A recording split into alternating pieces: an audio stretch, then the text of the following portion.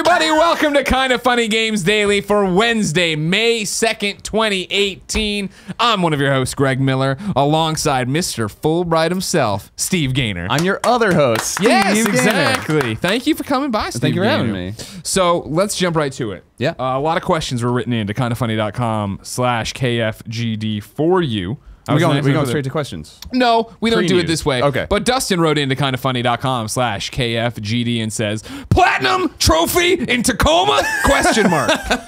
You're bringing this Tacoma to PlayStation 4 next week, May 8th. We're gonna do a Let's Play of it after this and put it up next week on Monday, I think. Does it have a platinum trophy? Did you atone for your sins with going home?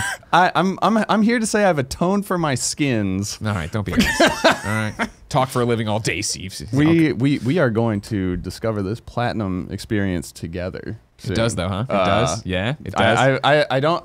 No spoilers, but also yes. Hey, we did it, everybody! Gone home. You know what? You screwed us. Yes. Tacoma, you saved us. We're making up for it.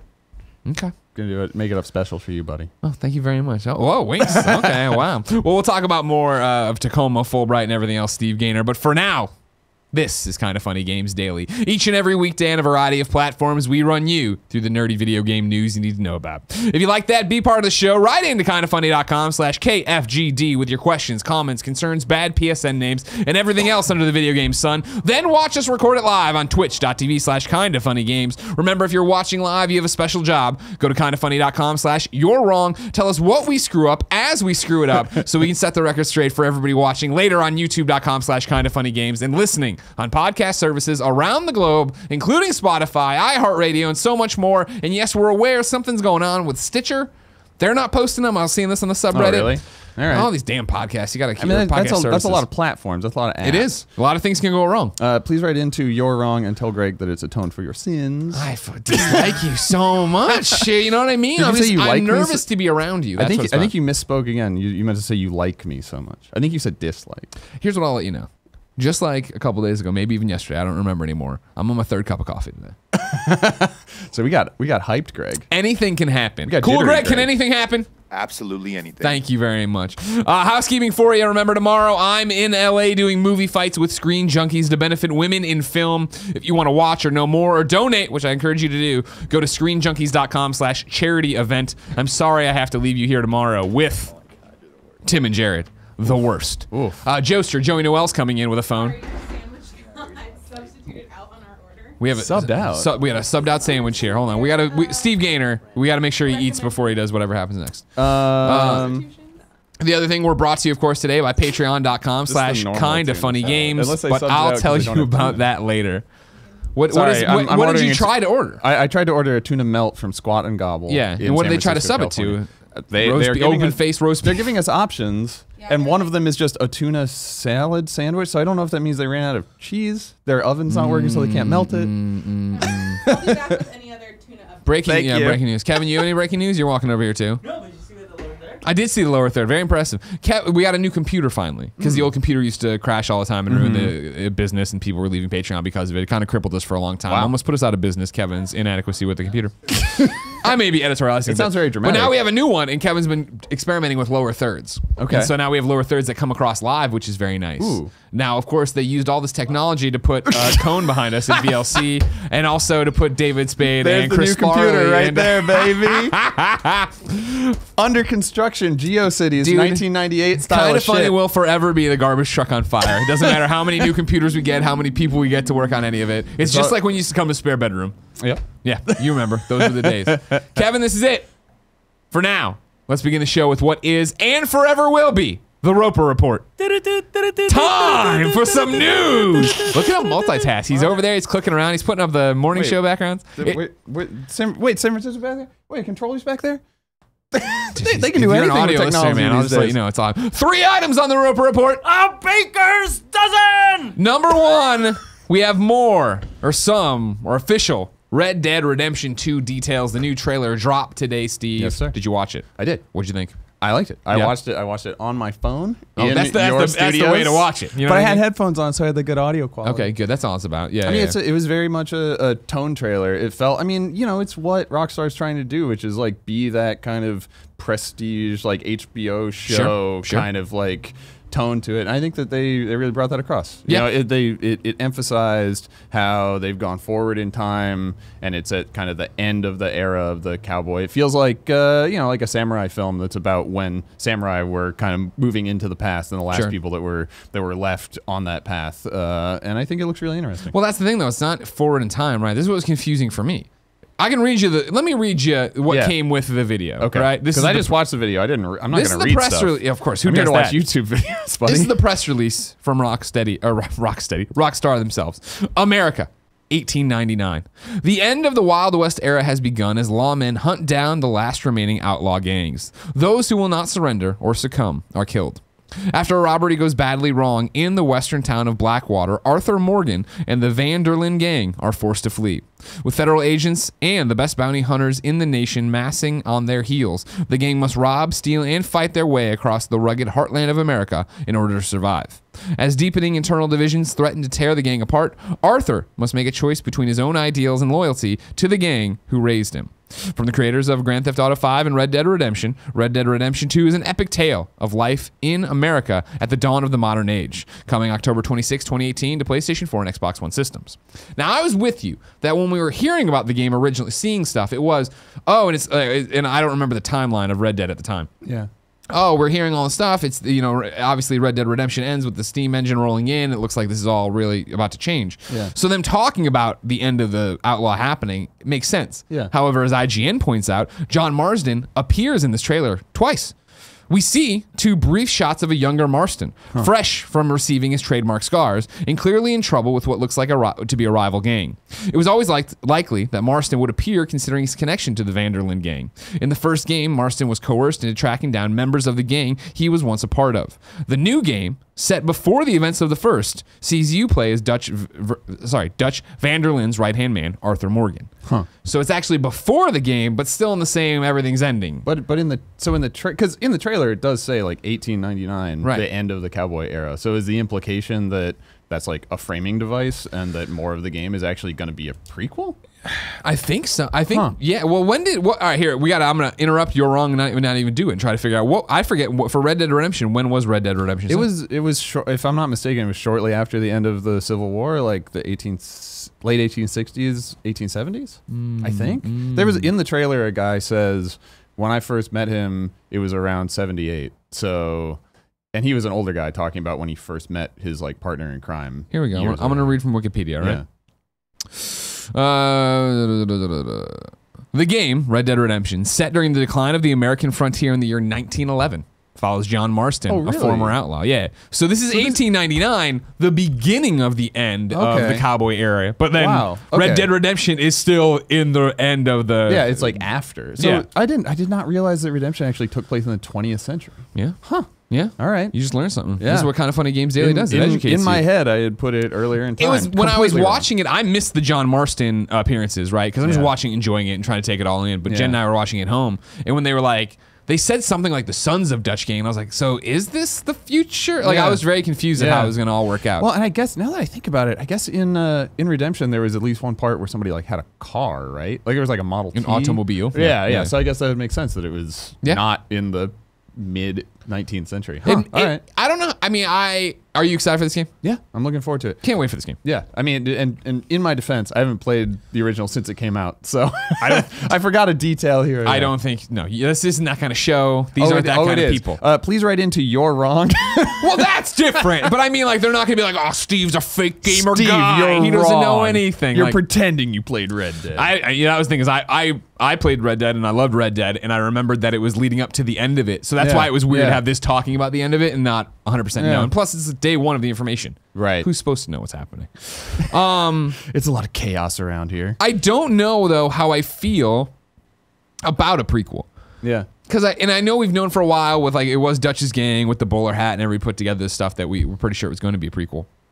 But don't we then know how the story ends for a lot of these people? Like I guess like we're going to introduce new characters, but even them, I'm like, oh, I assume you're going to die. Right. If you didn't make it to Red Dead Redemption, you weren't in the other game to hunt you down and be pissy about it, then I don't know what's happening. Yeah, that's true. No, I mean I think prequels are always kind of hard because of that whole thing of like, okay, well we know where this is going. And I don't think that means that it can't be like an interesting and exciting story. It just has to be about what's happening to those characters at that time and not about where it's going to end up. Right. Yeah, because if it's built on already knowing where it's going to end up, then I think that can be great. But I think some prequels, it's like, but then what's going to happen? It's like, I know what's going to happen. Yeah, Literally, yeah. I know what's going to happen. I already saw what's going to happen. This strikes me, I guess, I shouldn't be like that. I guess with the gang in particular, it strikes me more of a Batman story. Like, even when we got, like, Batman Arkham Origins and Joker's there, like, well, Joker's not going to die here. But, like, Right. it's so rare that that's what it's about, really. Yeah. It's about how the conflict between these two groups actually expands to everyone surrounding them. And I guess with them being hunted down after this Blackwater robbery gone wrong. Yeah. That'll be fun. No, it's super. From watching the trailer, it made me wonder if they're explicitly going to carry over some of the heist mechanics from GTA 5. Yeah. And have you like plan bank heists and Yeah. pull them off? Because it looked like that was at least part of one of the story points. I Sure. know it wasn't really gameplay footage in this Yeah, trailer, yeah. but I'm like, well, that would make sense if Yeah. you were gonna like get your gang together and plan to take out. And talking about the gang this in general depot or too, it something. makes it. Yeah, are we gonna hop around between characters of the gang Yeah. in terms of the storyline? I hope not. I liked Red Dead being just John. I'd like to just be Arthur. Yeah. Okay. Ryan writes into kindafunny.com/KFGD. Hold on, breaking sandwich news from Joey Noel. I bet they didn't They're have. just out of tuna. Okay, see, that's There what is I no kind of tuna at guessed. Squat and Gobble, is what we've been told. Dude, I'm No, okay. Cool Greg. I hope you can struggle on in these Milan trying times of a scramblers. tuna-less squat. And You're okay? Okay. I know you're right. Hi, Joe. Hey, what's up? Nothing. Good to see you. Thanks for making this happen. Oh yeah, no problem. No, I very much appreciate it. It's very fun. Yeah, it's very fun. Okay. And then hearing them trying to figure out their lunch plans. Yeah. I'll jump in on that veggie burger. Please. Okay, perfect. All right, Thank cool. you. They're like, we're out of it. You got to eat meat today. Yeah. Sorry. All we have is a rack of ribs. It's called Squat and Gobble. That's a turkey reference. Eat an animal. Ryan Kraft Heifer writes in to kindafunny.com/KFGD and says, with the Red Dead Redemption 2 trailer coming out today, do you think we will see Rockstar at E3 to show gameplay, or will they skip it like usual? If so, do we see it on the PlayStation main stage or the pre-show? I do not think you'll see Rockstar at E3. Rockstar's always thumbed their nose at E3. I think Have they never really done any E3 stuff? never is too bold a term that I Yeah. want to be ready to go out on, but Right, for your GTAs and stuff, no. You figure, I want to say the last time they did anything, kindafunny.com/you're wrong, would be when Jack Trenton was like, by the way, we're working with Rockstar on The Agent, an exclusive for Oh, wow. PlayStation Yeah, 3. right, You can't right, wait for right. it. It never happened. And then Rockstar was like, Yeah, Rockstar after that always wants traumatic to experience. march to their own drum. Yeah, And so no, it's true. I wouldn't expect them. I could definitely see the way Xbox has been of like, cool, we need to fight. We built this great foundation. Xbox One X is awesome.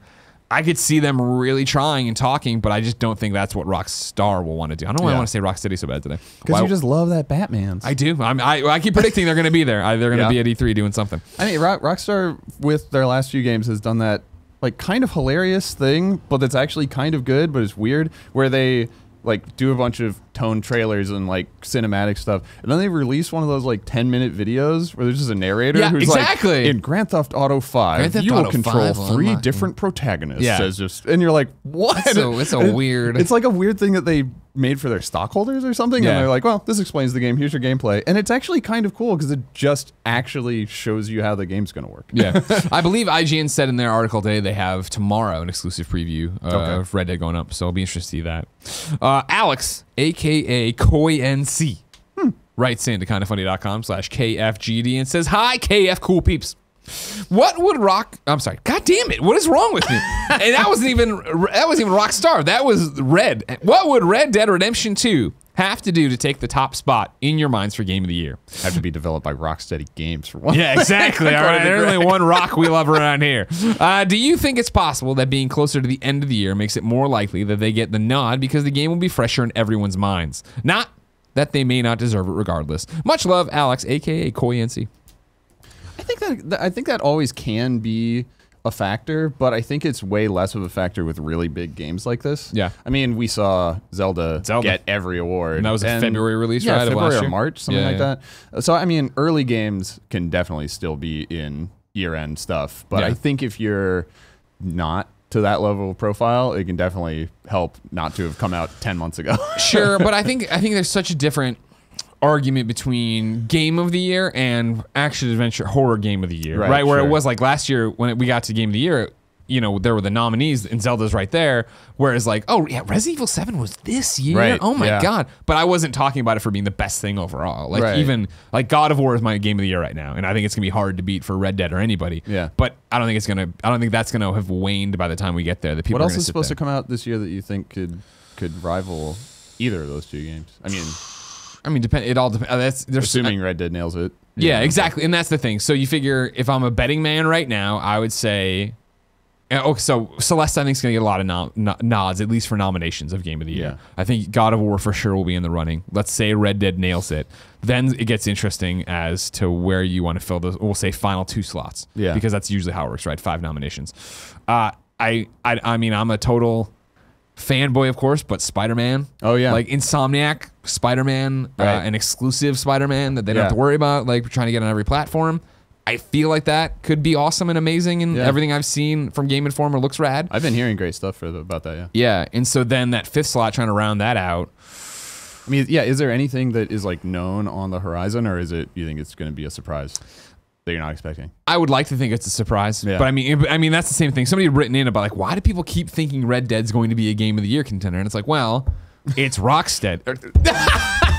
What is wrong? I'm gonna have to start doing like I did Game Pass and give you $1 every time I say it wrong. From It's here on the- out, we're gonna start tailing up how many dollars. I get. of Batman. That would be amazing. Rocksteady's like, you know what? We're making Red Dead Redemption 2. It is Rockstar, of Yeah. course. Super high caliber. Last of Us 2 this year? No, I didn't. don't think listen so. to these people. Don't listen. I don't even think it's next year. Really? You don't think it's next year? I will. I'm not. 2019? I'm not saying You ain't I'll out eat my here? hat. All right. Here's what I keep trying to do: is I just want people's expectations to be in check. Sure. Yeah. I just feel that it might not be. I think I wouldn't be surprised if they say next year they put a 2019 on it and then it gets pushed. Right. Is all. Because they haven't said anything about a date yet. No. And it seemed like when they originally announced it was super early on, and I obviously they've been working their balls off over there and doing all this different stuff. But I don't know. And then it's also the thing of then, okay, cool. So if that happens there, are they putting Days Gone out in the? I think Days Gone is a spring game of next year. So you're gonna say you do spring for Days Gone and then Last of Us Part 2 at fall, which In 2019? yeah, isn't crazy, but I just feel like those games are very similar. You want to space them out more, Okay. and I don't think you need to rush The Last of Us, and I bet they Yeah. want as much time as they can Yeah, have with it. yeah. So I guess it's still fairly early in the year. Oh yeah, it's just May now. Yeah, but And that's the hope is that at E3, somebody comes out and says, "Hey, we're doing, Division 2 is this year, and it's going to be amazing, and it's all these awesome things." All right, Yeah. cool. What does Microsoft have up their sleeve? Yeah. What the hell does Crackdown look like anymore? What is that Yeah. game going to be? Right. Yeah, there's a million things that could happen and still change, but I think right now those are the ones, and Yeah. I think what the pedigree Rockstar has and what Red Dead has become. wait, what? So, I thought this was Rockstar. Rocksteady that was making No, this sorry, game? I Oh, didn't keep okay. confusing that. I mean, Okay, you can confusing write that. into Yeah. you're wrong if Greg's wrong about No, from here on out, I own $1 if I screw it up. All right? Calm down, everybody. Thomas, pronounced Tomas, parentheses, greedy ears, wrote into kindoffunny.com/KFGD with the final Red Dead question of the day and says, "Hey guys, I was thinking today, do you think Red Dead 2 will have a Battle Royale mode? They have a Battle Royale style mode in GTA Online, so it seems possible. I know it's not easy without a plane, but I thought that maybe they could have a few trains going across the map and people could jump out of those at the start. Interested to hear your thoughts. Love the show and all of Kind of Funny." Yeah. Steve, you're a developer. Would you put a Battle Royale into Red Dead? I mean, I guess choosing your starting point is pretty important to a battle royale game. Not Yeah. just because it's like what you do, but also it's such a big wide open spot. You wouldn't just want to get spawned somewhere and be like deal with it. Yeah. because it's part of the game. right. Yeah, I think for I'm just you, thinking about it. Tomas, I feel Yeah. like you're too hung up on what Battle Royale means. Yeah. I don't think Battle Royale as a genre means you have to jump out of a plane, and that's how it has to start. Right. I think there's you have different campsites, right? And you set up your campsite, and that's where you're going to start. Yeah, that's true. I mean, yeah, because you could just choose it at the beginning, I guess. Yeah. I mean, I think it makes a lot of sense, honestly, for Red Dead, because Red Dead is already a game where the multiplayer is about being on like big open plains and hills and mountains, and you're like riding horses around. Yeah. And it's also kind of about being like in an outlaw gang. So you kind of have your posse that you're going around with, or Yeah. you're just all solo. I could see it. I could see it working. I mean, they certainly have the technology to have 100 people on a single, server Yeah. at once. I think there'll be, I don't know. I don't think it'll be Battle Royale the way we've known it. Last man standing, sure, but then it's just last man standing. I feel with the launch of Red Dead and what they're going to want to do is make sure that what makes Red Dead unique is reflected in the multiplayer. And that's why I don't think from the jump you're going to bring in everybody jump out of the plane, everybody do this, start in different corners of the map and run at each other. Sort of dirigible. I could definitely see it be a hot air balloon. I could see them, continuing what they did. Hot air balloon. Doing what they had done in the first Red Dead, and you have your gang, and it is like gang versus gang combat, and you all start on this giant map, and it is encroaching on each other and going that way. But I think they're going to want to not ape that style of what Battle Royale is. And I think even when GTA introduces it, right, their version of it, the GTA Online's been going for years. It has its own identity. Right. I think Rocksteady, there it is. I That's one. That's one. Putting it up here. Dollar count there. Rockstar loves having their own identity and being Rockstar about it and not being, we're chasing somebody, we're just trying to do this. Don't you feel like with multiplayer, they're a little bit more open to just like, doing game modes that people expect and kind of supporting what people are, are interested in at the time? Sure, in the but I think space? they already have, it's not that they're jumping out for the first time trying to do multiplayer. Right. I think they already have every bullet counts from GTA Online and all these different modes that people love. And I didn't get into the original Red Dead Redemption's multiplayer. I know they had a suite there that was the same thing that I know, we was talking about our friend Brennan and Lair Media, like they were super into, and they had their gang, and the way it would start with everybody circled up and then shooting at each other. Like a lot of people dug that, and I think they're going to want to keep that Western feel to it and not immediately try to take what's popular at the moment and put it in there. Yeah, I don't know. I wonder. I could see it. I mean, the thing is, I think that it will be a thing, as per this question, I think it'll be a thing the fan base is asking for. Sure. So I think that they either get to say, here's our cool spin on it that is what you're looking for just with our own take, or just be like, we're not doing that, but it feels like they're gonna want to respond to their fans with something that gives that kind of experience. Yeah. The thing is, I think that we're still early enough in that genre being a thing that people are still kind of testing the boundaries of how different it can be without just feeling like it's not that thing anymore. Yeah. So Rockstar could definitely be one of the kind of places that they're like, we're gonna see how much we can push. That's on the 100% true. boundaries, Yeah, I'd love to see them experiment with it. Yeah. Number 2 on the Roper Report, Nintendo loves mobile. This is via Nikkei. Nintendo is applying lessons from Pokemon Go to build up smartphone game operations into a 100 billion yen business, and its upcoming president told Nikkei.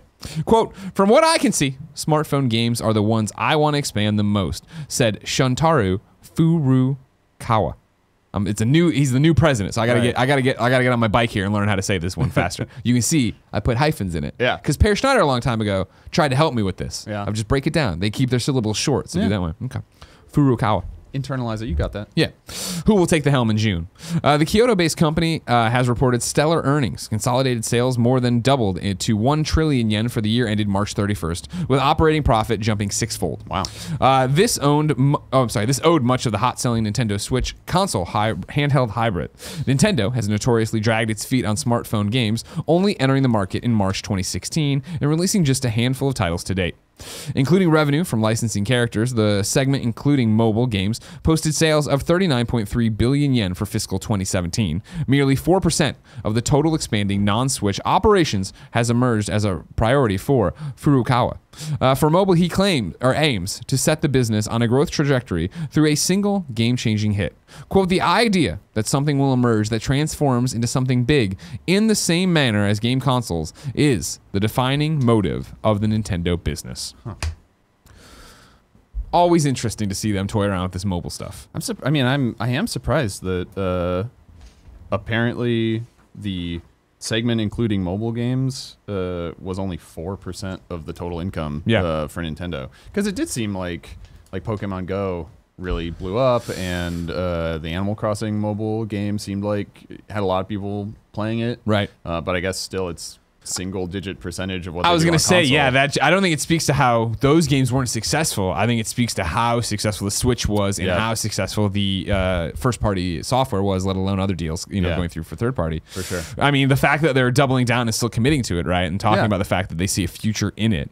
from what I can see, smartphone games are the ones I want to expand the most. Right. I guess that makes sense too. If you have a 4%, Right. this is how much it made for us. That's where you want to expand. Right, and I'm sure they see a lot of potential for it. They were really testing the waters, oh yeah, because also Mario Run. Yeah, there's came Super out too. Mario Run, Pokemon Go, which is obviously a collaboration with the Pokemon company. Right. Well, Animal and with, Crossing. the company that actually made the mobile game. Niantic, but I feel like they're doing fine. They're getting taken care of here. Right, I don't, because you figure kindoffunny.com/you're wrong. None of the developers that are making the mobile games are first party Nintendo people. They're all either DNA or somebody else. The Cyber Connect they just started partnering with for other stuff too. For the Mario and Animal Crossing games too, those aren't developed internally. I have no idea. I'm fairly certain. Okay, but I'm not. Interesting. I'm not ready to go on a limb there. I can start. Let's start up for the first time in a long time. Animal Crossing Pocket Camp and see what happens. I tell you what, not every day, but yesterday I was like, the phone had a notification. I went over there and it was like,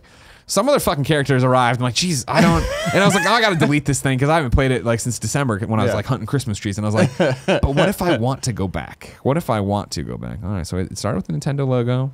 It's version main menu. What do you got? Do I have credits in here? Who made this thing? It's gonna be a lot of Nintendo credits first, no matter I what. I know, right? No, data restore. That's not what I want.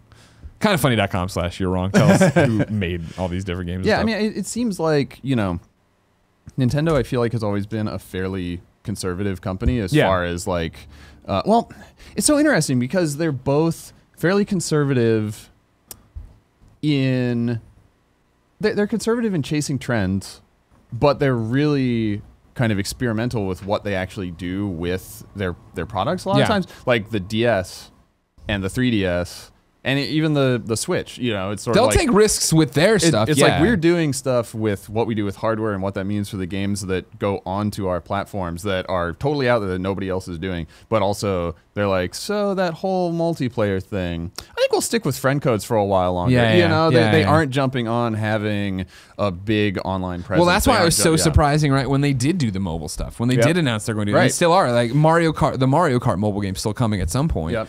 But for them to jump in there. Because like the mobile stuff, it felt so much like, I remember when there was sort of the buzz that people had that was like, Nintendo should start doing mobile games. Like they should stop making hardware and just go third party like Sega and put and Mario it was everywhere. Because of the Wii U being on their kind of like down cycle. People were like, oh, maybe Wii U, maybe they just shouldn't even make these. Just put it on your cell phone. And they were sort of like, well, we'll try it, but also we'll keep doing this other thing. And I think that the really interesting thing is that them doing a fast turnaround of their next hardware generation and focusing it more on kind of what I think they wanted to do with the Wii U and bringing that through in the Switch, but also testing the waters with mobile. It's like they're taking their time with mobile. They're sort of like, we'll keep seeing what mobile can do for us. It's a little bit, we're not going to abandon it, but our thing is our thing. The Switch is our thing. And that's what's interesting to watch them tinker with their mobile product, where it was, Pokemon Go, free. Okay, Super Mario Run is you have to pay, which didn't go over well with mobile games or mobile gamers because I think, as Colin used to always say, it was a race to the bottom. Who's going to, people don't expect to pay anymore. With something like an Infinite Runner, it's not like it was a Mario game. Sure. It wasn't like a traditional, like Mario game on your mobile device. It's more something that you're used to being like, oh, I download this and then I can spend money to get more energy to get upgrades or something, so maybe people that was loving that Hogwarts game. Now they're furious. Everyone's pissed about that game. I can tell that it's a fan favorite. Yeah. And then they're also mad because now I guess the lore doesn't work out. There's all these like problems with like the timeline and stuff in there. And it's like, okay. Well, I don't know. Maybe don't go to the mobile game for your lore solutions. Yeah. Well, it was port key games and all that, and WB's making a big deal. Fair enough. We'll see. But yeah, no, I think that I am not surprised that Nintendo is going to keep going on mobile stuff, but I think they're going to kind of feel it out one step at a time as they have been. Okay. Yeah. And your final story today is also Nintendo one. They're getting sued. Also, the sirens are on our end. The Nintendo police are here.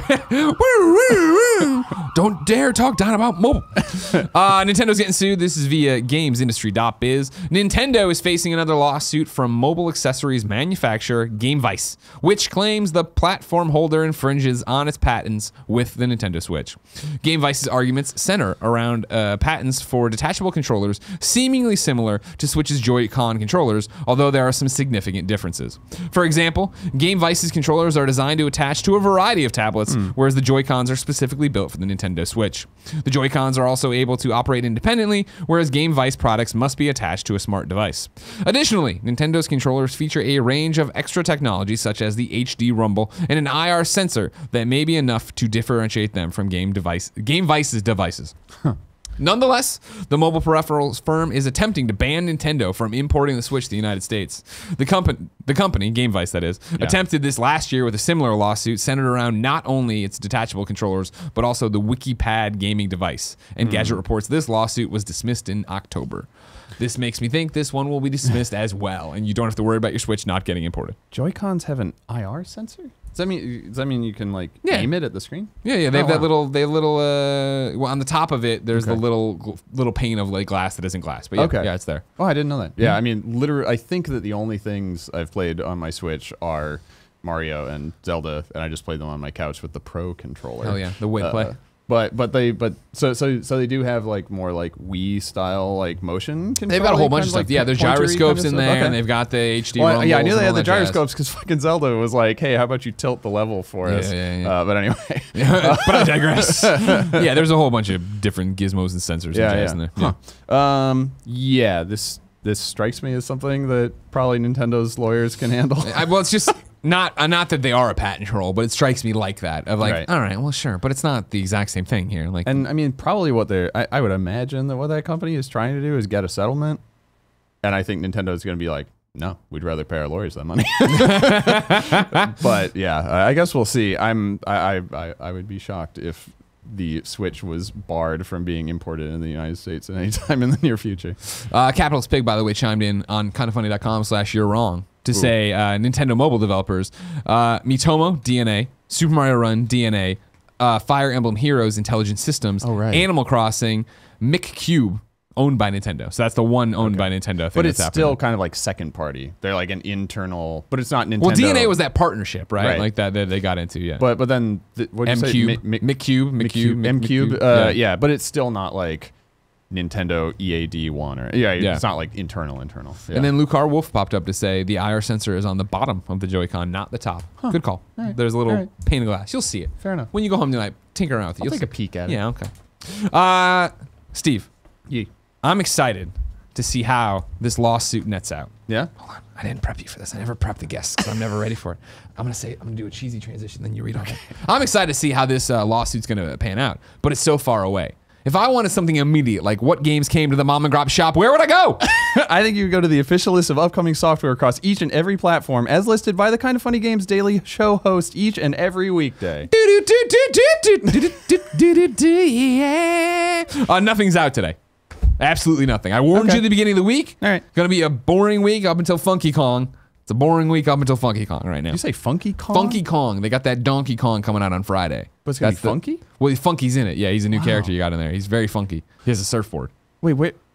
There's gonna be a new Donkey Kong on Friday? Well, it's Tropical Freeze, right? So it's like the re-release of it. It's another great Wii game or Wii U game nobody played because everybody hated the Wii U. Right, but it's gonna be funky. Funky this time. All right, that's awesome. But I got new dates for you. Everybody get your tissues ready. Luminous Remastered has been delayed. It's now coming out June 26th on Nintendo Switch, PS4, Xbox One, and Steam. That breaks my heart. I want it now, okay? I mean, how'd you pronounce it? Luminous. Yeah, I thought so. Okay. Yeah. I used to call it Lumines when I was just playing on PSP and had no idea. Same, TBH. Heartbreaking. But then people corrected me. Yeah. They sent me an email to you're wrong and said it's luminous. I'm like, what? Are you sure? That's fine. Yeah, that was good when I played it. Yeah. I think that I played it when it was like an Xbox 360 download game. But it's a good Luminous is a fantastic game. Can't wait for it. It was created by the creator of Mizuguchi. Rez. Yeah. I got to play with him watching over me with Joy-Cons underneath my butt and in my pockets. Because you can turn on all your Joy-Cons and then get that full rumble support if you play it. Oh, right. With for the red, like the Red's like body suit. Right, but now he's doing it but now it's for Luminous. For Luminous? You can attach all your Joy-Cons and then put them in your pockets, put them under your knees, put them anywhere you want. We're not going to tell you where you put them. Your Joy-Con Just placement. letting you know you can put them wherever you want to. Paladins is officially launching May 8th on PlayStation 4 and Xbox. Maybe on PC too, but Xbox was talking about it, PlayStation was talking about it. I didn't see Gabe Newell tweeting about it, so I don't know. There's some PlayStation Now editions. This is from the PlayStation blog. This month, I'm excited to announce the first batch of classic PlayStation 2 games arriving in PlayStation Now, adding to the ever-expanding library of nearly 650 games. Relive iconic PS2 games like Ape Escape 2, Dark Cloud 2, Hot Shots Tennis, and more.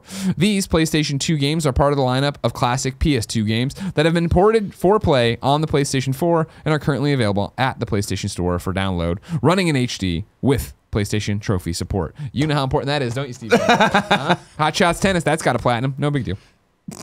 We've also got the acclaimed indie hit Limbo, the classic SNK 2D side-scroller Metal Slug 3, and other fantastic games for you to try out this month. Metal Slug's great. Have you actually played Dark Cloud 2? No, I played Dark Cloud 1 back in the day on PS2, and I was like, yeah, this isn't really for me. Dark Cloud 2 is the one. Yeah? Dark Cloud 2 is a weird game.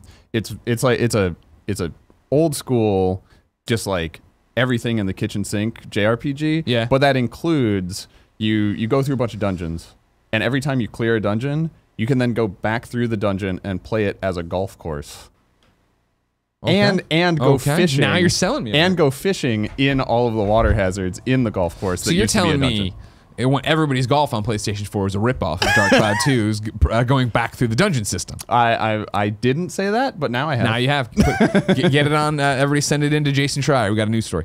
And then another new date for you. Natural Disasters, one of the biggest hits for Cities PC, will be available on PlayStation 4 and Xbox One on May 15th. Natural Disaster is one of the biggest hits for It's for City Skylines. Okay, This so is like it's an expansion for City Skylines. Yeah, okay, yeah. gotcha. Cool. Deals of the day for you. I got one from GameSpot. Humble Bundle has launched its latest collection of games you can get at an enormous discount in the US. It's called the Humble CryEngine Bundle. And as you can probably guess, it contains games built on the CryEngine. What games are those? I'm Greg Miller, and I'm not going to list them. You can go to GameSpot. But anything based on Homefront I saw on there. I assume Crysis maybe. I don't know. Probably a couple of Crysis games. Exactly. Yeah. But go to GameSpot, you PC dork. Find out. Time for Reader Mail, but first I need to tell you this is brought to you by patreon.com/kindafunnygames. Did you know that patreon.com/kindafunnygames keeps all the mics on and Cool Greg fed? Yeah. Now you do if you didn't know. If you enjoy the show, Kinda Funny Games Daily, the Games Cast, Party Mode, any of that, please head over to patreon.com/kindafunnygames. Kick us a buck or two. You could get exclusive early access to things like Party Mode. There's a new episode up right now. A whole bunch of different shows. You can watch the Games Cast as we record it live today when Jerry Petty comes by. So that keeps Cool Greg fed. Yeah. What keeps Cool Greg cool? Oh, life. Cool Greg. Go ahead and answer that. I just looked over and Cool Greg just went. What keeps you cool? I don't know. Maybe it's the lack of not caring. Wait, so I'm sorry. Hi. Was that a double negative? Because I just want to say, was it the lack of not caring? Because it means you care so much.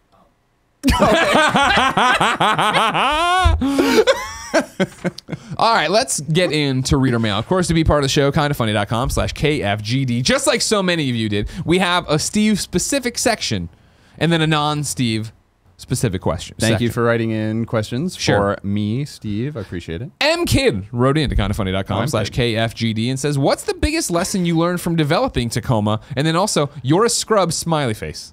Which, to be fair, can't argue with that. Okay. I'm a lifelong scrub, and I will never recover from this condition. No, don't worry. It's terminal. Biggest lesson you learned from developing Tacoma? There's something that I did a GDC talk about this with actually Nina Freeman, who I think you've had on the show at one point.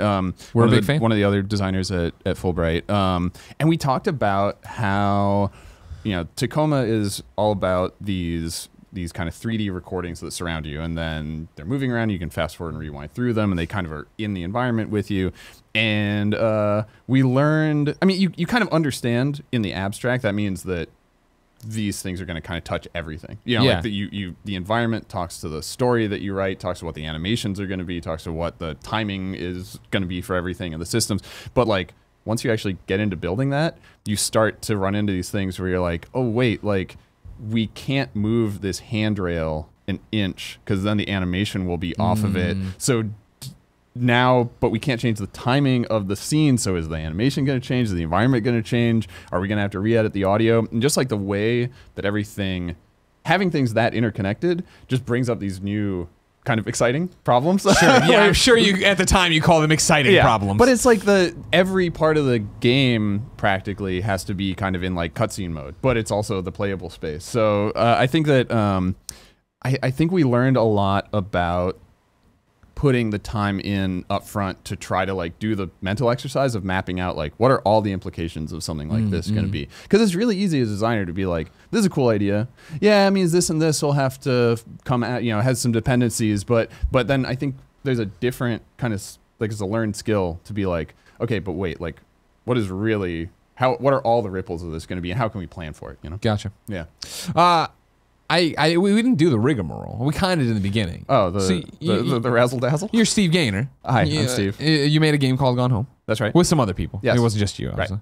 Right. And then you guys made Tacoma. Yep. You came out at E3 on the Microsoft stage. Yep. You lied to everybody's fucking face when you said this is an Xbox exclusive. It's going to be here forever. There's not coming to any platforms. We never said that. And now, hey, don't you dare. There was right into this boy. Long conversations. You're about wrong. The Xbox console launch exclusive, and then we're all like, "Oh, so that means it's coming later?" And you're like, "It's just coming to Xbox." For now. You didn't say you didn't do that. You didn't say that in your tweet. For now. So it's coming to PlayStation 4 on May 8th. It's available for pre-order at a discount right now if you want to lock that in and be able to play it as soon as it goes live. Okay. Now, and it has a new commentary mode that has all sorts of things like that. Like question answer that I just gave, but from everybody on the team talking about what went into making that's the awesome. game. Yeah. George writes into kindoffunny.com/KFGD and says, "Hi, Greg and Steve. Oh, hey. Is it hard?" This is for you, Steve, obviously. This isn't the Steve. We're still Steve specific. Well, for Greg and Steve. So you have to answer But now I this get to too. just fade away. Is it hard not to let slip that your game is coming to PlayStation and other platforms when you have a deal with Microsoft for exclusivity, preventing you from doing so? Parentheses, assuming you knew ahead of time you were always going to go multi-platform. Also, Steve, not having a platinum trophy for Tacoma would be a deal breaker for me. And he puts a wink there. So you sold one right there. Right. I He's mean, already it's a wink, but it's not really a wink. He meant that. Like, Sure. He's being nice about it, Yeah. but he meant that. Luckily, George Barrett, we got you, buddy. Nailed it. Nailed it. Buddy. How is it? Yeah. How does any of that work? Like, I feel like, and I'm not asking for the intricacies of a Microsoft contract or anything, but there's, I assume you guys signed. There's an exclusivity window. There's an exclusivity period, and part of that is you just kind of have to be chill about it until that period is up. I mean, it's one of those things where like I feel really grateful for having worked in like AAA games. You know, having been part of the team that worked on the BioShock franchise for years, I got to kind of be exposed to some of that. How do you give an answer without giving an answer? Sure. How do you say like, like, and there's some stuff that you get that's really easy. That's sort of like, well, thank you for your interest. We don't have anything to announce about additional platforms. You know? And then you're like, okay. And then at the point where you do.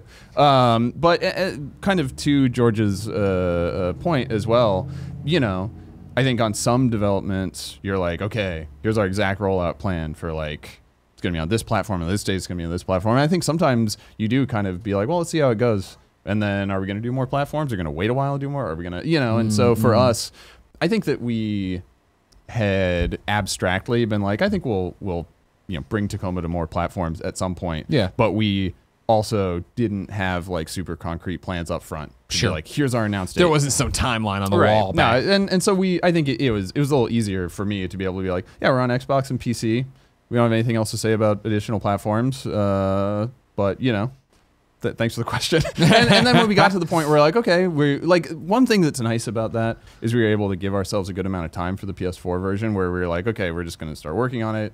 We're going to like get it through cert. We're going to get it approved, and then we'll figure out what the date for it is. And that kind of naturally meant that we were out of our exclusivity before we even really had to worry about talking about it. Yeah. So, sometimes it works out organically. Sometimes you have to be a little bit more careful with your PR stuff. But I mean, I think that as long as you just have a good way to kind of like defer the question a little bit, if you can't talk about it, then I think people understand that, Yeah, of course. Yeah. We're all playing the same game out here. We know that. We know it. Yeah. I guess the big question is on PlayStation 4 version on launch day, will I be able to start it? Will you not lie to me with the button prick? Fingers crossed. What a nightmare that must have been, huh? It was fun. Hit A. I'm hitting A. Why isn't it working? I know. Well, this time, I don't know. I guess we'll see. We'll see. Putting a game out in front of thousands or tens of thousands or hundreds of thousands of people all at once, Always exciting. They always find something. Well, because guess what? Like, it's something that's super interesting. Actually, sorry. So, like, No, just please. as an aside, especially when we're on big games where you're like, okay, so probably like 1 million people are going to buy this, you know, Sure. in the launch window or something. It's like no matter how many thousands of hours the QA Someone's department has testing put it, yeah. into it before it comes out, as soon as 100,000 people spend an hour with it, Yeah. there's been more time spent playing the game than you possibly could have during development. So it's always, there's going to be those things, especially with PC, where it's like, hey, so this doesn't run on my video card. And you're like, well, shit, we didn't have one of those video cards. On console, hopefully, Yeah. it's a little bit better, Yeah. but clearly still sometimes Yeah, there's stuff yeah. where it's like, okay, this didn't affect any of the kits that we were testing on. Now that it's out in the wild, you know. There's so. always so many weird variables anytime. Yeah. You know what I mean? So we'll see. But fingers crossed. You know, Okay. we passed through it without a lot of problems, so I feel good about it. But right into your wrong. Don't write into your wrong. After the game when comes he's not out, you here. can't launch I it. don't want- we won't be a Wednesday. Me and Jared or me and Witt will be like, I don't know. What are we going to talk about this? Oscar writes in and says, "What do you think of the Campo Santo acquisition by Valve? As a small indie team, does it worry you that it's too unsustainable to continue like this, or that you basically need that kind of backing to produce something of a higher production quality?" I mean, the thing with Campo is really, it feels really unique. I mean, I know that that Valve has like acquired a number of games and then developed them internally. I mean, that's where Portal came from. Yeah. That's where Team Fortress 2 and Counter-Strike came from, and Dota 2 obviously Yeah. is. So it's not unique in the abstract, but I think in the specific, it's fairly unique. Like Right. being like, we're going to take this entire indie company and the project that they've like announced and have shown, and like Well, they're gonna come do it here. And To be your part of point, right? Valve, Like, I you mean, know? I remember for Portal 2, it being a thing that I forget. I'm gonna be very broad. Don't bother. You're wrong. Me. Where Valve people went to a student like showcase, and people there were showcasing the fast or the frictionless glue and the Yeah. jumping stuff, and they're like, Yep. that's cool, and they just bought the team and brought them up, and Yep. then now you're putting that into Portal 2, Yep. and like that makes sense of these kids who don't not that they wouldn't have taken the deal otherwise, but we're students, we want to make Yeah. games. Oh my gosh, whereas like Campo Santo, right, was already Yeah, has they've a name. released a game. Yeah. You know, they've been working for a while on this new game. I mean, Yeah. I think it is something where, as far as I can tell, it's like Valve wants to bring. I mean, Gabe said we want to start shipping games again. Yeah. So okay. Yeah. Buy a game that looks like it has a lot of promise. Bring it in house, and then they know that the Campo folks have a ton of experience and ability to build this kind of stuff. And I think that to Oscar's point, there's a certain level of like, okay, if they're making it in Valve, there's a lot of Valve people who can be like, hey, why don't I come help with some particle effects? Why Sure. don't I put in some Sure. sound design? What if we, hey, there's this mechanic you couldn't have put in the game at your own scale, but I mean, I'll just come. Why don't I come put that in the Yeah. game? And I think that does have dangers as well, because it's like, okay, so then Start losing the vision kind of thing. or does it kind of like balloon a lot? And so hopefully that's just the kind of thing that they'll be feeling out how to not just have it expand infinitely, but Right. also be able to make it the best version of the thing that they wanted to build without having to say like, well, can't do that, we can't do that, we can't afford this. Because I mean, even though Firewatch was like a huge hit, you've seen the video release. That's an expensive looking game. Yeah. And it's something that Valve is probably very capable of supporting, turning into the version that there's the potential for. But we'll see. I don't know. It's a very interesting time. Do you I've worry known about those the guys indie for a space? long time. As one of the III indie people, did you worry about the indie space? I mean, I think that like we've gone through peaks and valleys. Yeah. I think that we were very lucky to release Gone Home at like a good time when Right. there was a lot of excitement in the space and not a lot of people trying to occupy the space. And now in the intervening years, obviously there's way more going on there. I mean, I think that it's just like being a sustainable business in general is always really hard. And You're so, telling me.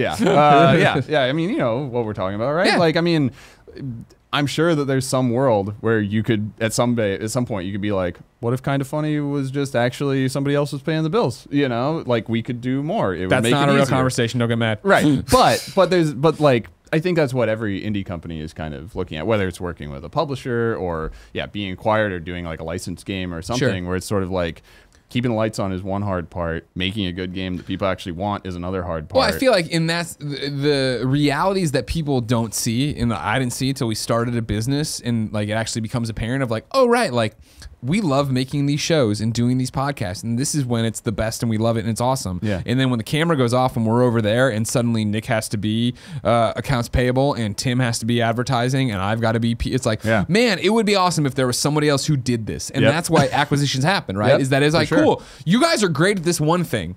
Why don't you do that full time? And you come in, and then there's a team that does everything else. Right. That makes sense. Because the other side of that is just like if you want to expand internally, like theoretically, you could be like, why don't we hire a bunch of people to do that stuff? But now you've like doubled your budget every month, you know, and like, is that something that you can sustain? It's like you're saying, is that sustainable? Yeah, it just really depends. So I think that the impression I get is that for Valve and Campo, it was a really good opportunity, and I bet that it's gonna be really. I mean, I think it's gonna be interesting for all parties. Oh, sure, to be like, what does this actually turn into? Because it seems like a cool, you know, potential. Like it seems like a really interesting kind of weird fit, and I think it's pretty unpredictable how it'll actually turn out. But I mean, it seems like a really exciting thing for them to be able to kind of like take a shot on, you know? Yeah. It's gonna be interesting for sure. Yeah. The final Steve focused question is going to come from Sabrina.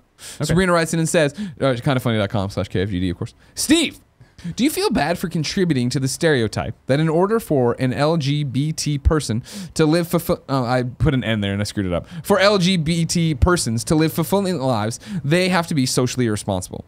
As a gay woman, I can't imagine a scenario where I abandon my family and responsibilities for the woman I love. But so much of LGBT media makes that out to be normal.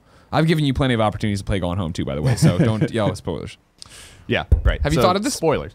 So I thought that this question from Sabrina was really interesting. When we were making Gone Home, I think that we were aware and did everything we could to educate ourselves about like tropes in LGBT media, you know, and trying to either avoid or subvert or otherwise be conscious of, you know, things like how in so much LGBT media, especially up to that time, they're just like no happy endings, you know, the gay characters don't get to be together, or they die, or there's some kind of tragedy. And we wanted to have a story that was hopeful in the end, and that these characters got to kind of against the odds be together. And, you know, the game does take place now 20 plus years 90s, ago, right? So we were kind of saying like 95, so we were kind of like, okay, they kind of had to deal with more at that time.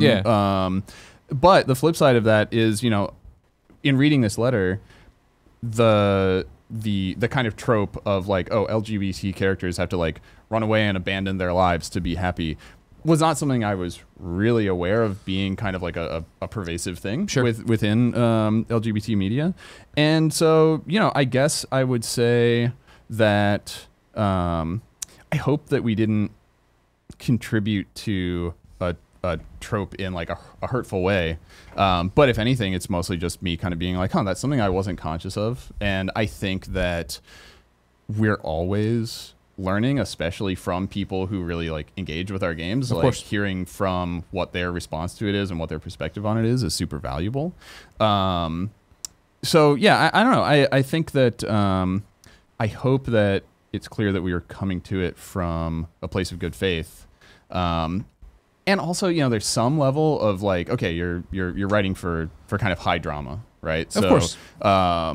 It's got to be dramatic, right? And so, you know, this was, I guess, our solution for pushing towards, you know, a dramatic revelatory ending. But learning more about what people's expectations are and what they see in the media they consume and how it relates to what we do is always, I think, helping to kind of build our understanding of what we do as well. Sure. Yeah, I have to imagine those perspectives are valuable, and I mean, you know, obviously I'm straight white male coming down. I don't know any of these tropes either, and so when I was playing the game, like I found it so powerful to go through, you know, to walk in Sam's shoes and not have ever had to deal with these things and learn about it as it goes. And then, yeah, like, you know, you were even at the time not knowing any of these tropes. I thought for sure in that attic I was going to find somebody dead. Yeah. And instead I get up there and find out I was so overjoyed that like she went off and they were together and that's how it's going to play out. Yeah. And so, yeah, it is that thing of and I can't speak to it obviously if it's an issue in the LGBT community, but the star-crossed lovers, the eloping, the running away, it happens so much in heterosexual media too, is that I don't know. I doubt, that you have to feel bad about it. Yeah, I don't know. I mean, it's one of those things where, I think that kind of the worst thing that you can do when somebody brings their perspective like this is to like be defensive about it, So sure. in a way, I'm sort of like, I don't want to, my instinct is not to be like, yeah, but we did the right thing. Like, I would say. And that's not what I'm trying to say. Right, you did the wrong thing. No platinum trophy. Fuck you. We're gonna go back and fix our mistakes, Greg. But I hope that it's clear where we were coming from, and I think that as we continue to build perspective from these kinds of inquiries and what people bring to us, that hopefully helps inform what we do in the future as well. Okay. But thank you, Sabrina. I appreciate that question. Super interesting. I want to do one more with you. I'm gonna do If you want. Connor. Because I Hey, think you might Connor. have an interesting perspective on it, but I Says- feel bad because it feels like we're just beating on a dead horse. But it's piggybacking off of yesterday's conversation about State of Decay. Connor wrote into kindoffunny.com/KFGD just like you can. It says, I asked this question after reading through impressions of State of Decay 2. This has certainly been an interesting year for gaming, but as an Xbox gamer, I feel like we've been left behind. The PlayStation 4, PC, and Nintendo communities have been enjoying massive success. PlayStation 4 with great exclusive after great exclusive. The Nintendo Switch had its best first year ever, and PC gaming continues to be more and more accessible. Then there is Xbox, who just can't seem to come up with anything to make the community happy. If you browse the subreddit for Xbox One, the depression has hit the community hard, where it seems like nothing Microsoft does will make them happy. Game Pass and Sea of Thieves really didn't make that big of a splash as the community was hoping for, and now it looks like that may happen again with State of Decay 2. In terms of short-term and long-term, what can Microsoft do to fix this? So I bring wait, this up because I thought it was a good partnership with you, obviously, with Microsoft. Have people not been excited about what they've been seeing from State of Decay 2? State of Decay 2, in short, yeah. Okay. We all went to a preview event.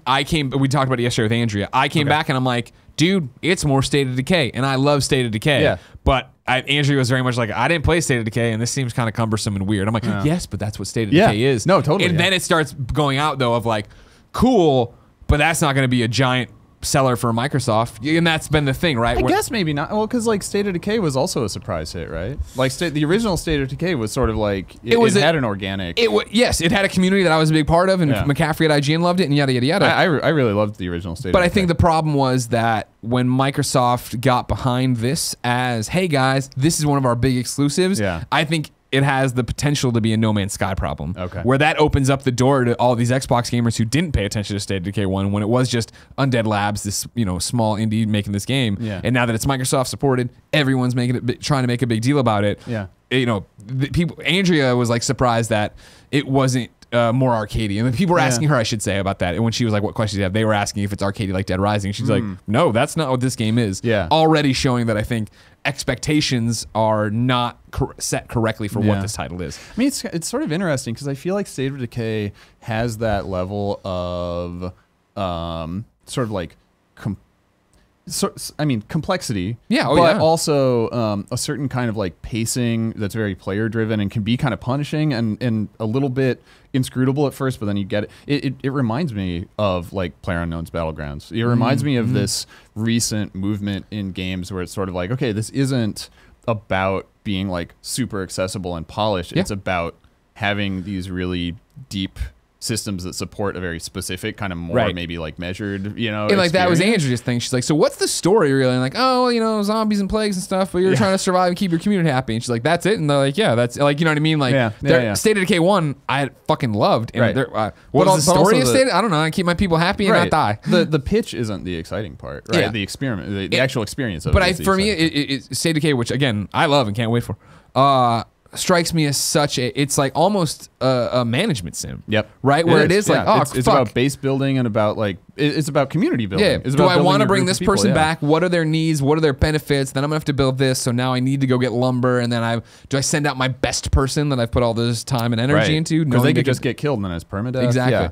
No, I mean, I guess to Connor's question, I don't know. I think that what's really interesting about having a long view on the industry is how much there is like a push and pull when you look at it in the scale of like 5, 10, 15 years. Because I think if you looked at the original Xbox versus PS2, and then you look at the Xbox 360 versus PS3. Yeah. Right, and then you look at PS4 versus the Wii U, but now there's the Switch, and I feel like there's this kind of long game of sort of like, all right, if this isn't your generation, then like maybe that's the motivation that Sony had to make the PS4. Oh, like sure. the PS3 didn't match the 360, so now we have the Every PS4, generation, right? someone has to learn a lesson that they then bring to the next generation. And I think what was so interesting about what Nintendo did was they were like, okay, the Wii U, I guess this isn't what's connecting with people, but that thing that we were trying to do with the Wii U, we can do that for real, right?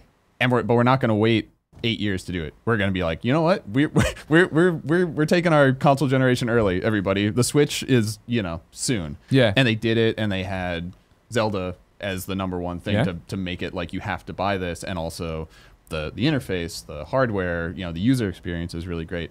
So, I think that from Connor's question, there's sort of this question of like, what can Microsoft do right now for the community that's supporting the platform? I think that's part of the question. I think you will see stuff like, Cuphead, for instance, where it's like, okay, there are these games where it's like, if you want to play this on console, here's this like really exciting I've been saying, but aside from that, I think there's this bigger question of like, what is it going to mean when they announce their next hardware rev, or their kind of next big thing, and how is that going to talk to what Sony's response to the Switch is going to be? How Nintendo continues to support the Switch, and that kind of stuff is super interesting. But it's one of those things where it's not really like you solve that problem tomorrow, And that's my thing. I think Xbox One, since Phil came on, has been doing a great job of building this foundation, where it is like Game Pass is this amazing value, backwards compatibility is everywhere. The Xbox One X is now the most powerful system, and that's where it gets interesting. When PS5 comes out and it's more powerful, are we getting a full generation from Xbox, or is it going to be another incremental thing that still plays everything? Because that seems like what they're driving at is like, we are the best value proposition you can get. Yeah, right now we're $100 more expensive,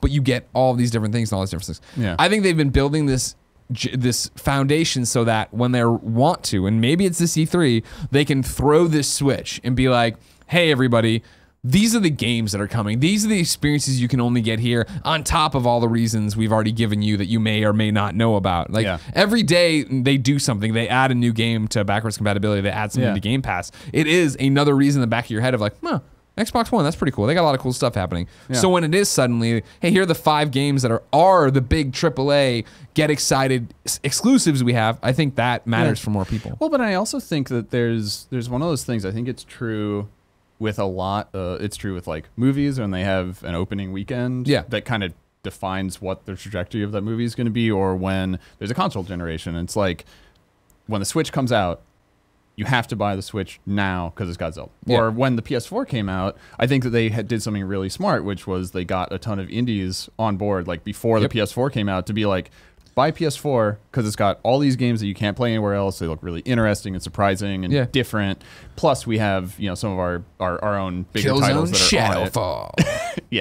On it. But there was that reason where it's like, okay, the Switch hardware and user experience is great, and there's this game you want to play on it right now, and now you've built that kind of install base foundation that you can continue from. I think there's something that you almost can't get anywhere but that, so I think that there's a future possibility where it's like, here's the new Xbox hardware rev, really great hardware, really great user experience, really great for developers to put work on, and here's this game or these games that mean you should get one right now. And now you as far as these things go, you got your foot in the door. So I think all the incremental stuff they're doing is great. But I think the most interesting question in my mind is just, what is the next like big rev for them going to look like? And I don't know what that is at all. And that's the thing, for to the question of, okay, cool, like how do you keep them happy now? And I think that is the hardest part of, Sea of Thieves is a content bear. People get mad about that. State of Decay is going to come out and people are either going to be super into it because they got the messaging right, or this is janky as fuck. What do you mean this is like the exclusive for right now? I don't know. And then whatever the hell Crackdowns do. No, it'll be super interesting for sure. Time to squad up. This is where one of you writes into kindoffunny.com/KFGD. Give me your name, username, platform of choice, and why you need help in the game. Best friends come and find you. You all play together, and everybody has fun. We have 2 because one's normal, one's not normal. We'll start with the abnormal one. That's from Corey V in Toronto. He writes in and says, "Hey gang, less of a question, but a really cool heads up for gamers in the Toronto, Ontario area. On May 26th and May 27th, Ubisoft Toronto is participating in Doors Open Toronto, an annual citywide event here in Toronto where historically and or socially significant buildings that are usually not open to the public let you tour them for free. I figured this would be a great opportunity for Ontario gamers to get a look inside a AAA gaming studio. Just Google Doors Open Toronto for more info. P.S. Not affiliated with Ubisoft or Doors Open. And anyway, just thought this would be cool to put on the Canadian Best Friends radars."